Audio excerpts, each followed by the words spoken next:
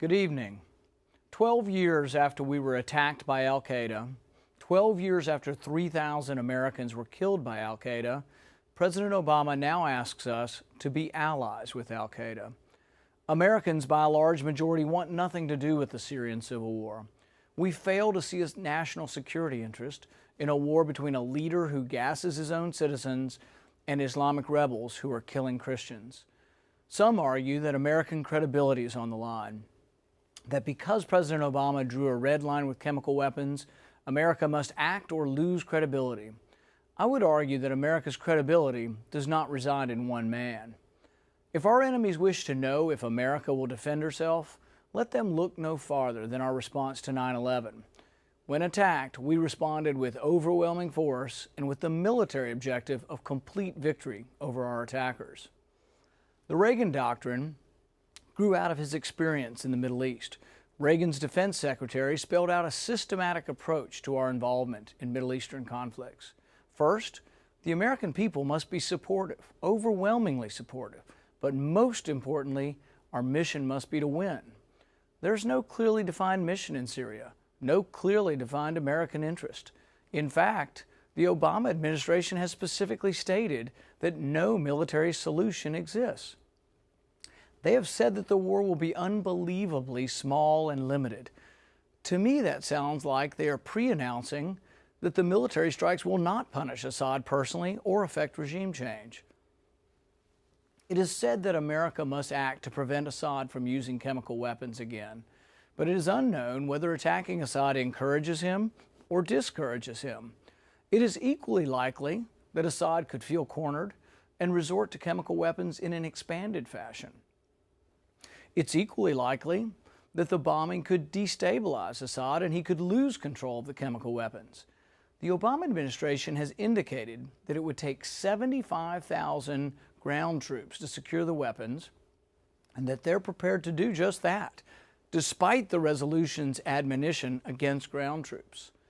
The question must be asked, would a U.S. bombing campaign make it more or less likely that Assad loses control of the chemical weapons? The same question can be asked of a series of bad outcomes.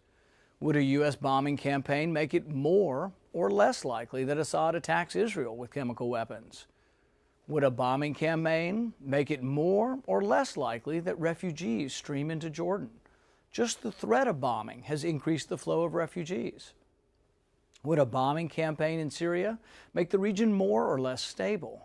Would it make it more or less likely that Iran or Russia becomes more involved? Just about any bad outcome you can imagine is made more likely by U.S. involvement in the Syrian civil war. In the past 24 hours, Russia has offered to broker a deal with Syria to have their chemical weapons put under international control. Diplomacy, if sincere, would be a welcome resolution. The Syrian foreign minister has indicated an interest in the proposal. Can we trust the participants in this plan?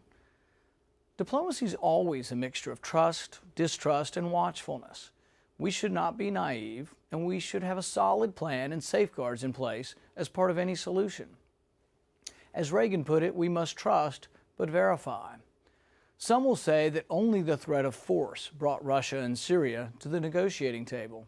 In fact, though, Russia has been negotiating with the U.S. for over a year to find a resolution to the Syrian civil war. The possibility of a diplomatic solution is a good thing, though we must proceed with caution on the details. But one thing is for certain, the chance for diplomacy would not have occurred without strong voices against an immediate bombing campaign. If we had simply gone to war last week or the week before, as many advocated, we wouldn't be looking at a possible solution today. The voices of those in Congress and the overwhelming number of Americans who stood up and said, "Slow down," allowed this possible solution to take shape. Will diplomacy win the day? No one can tell for certain.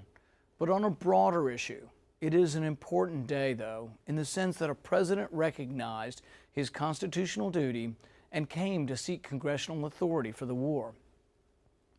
If the vote occurs, I will vote no and encourage my colleagues to vote no as well. The president has not made a compelling case that American interests are at risk in Syria.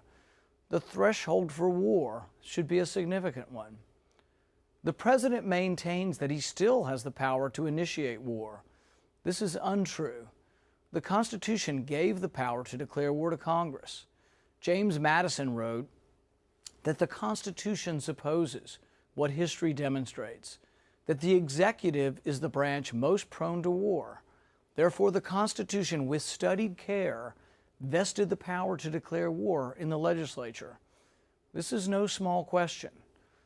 I see the vote on whether to go to war in very personal terms.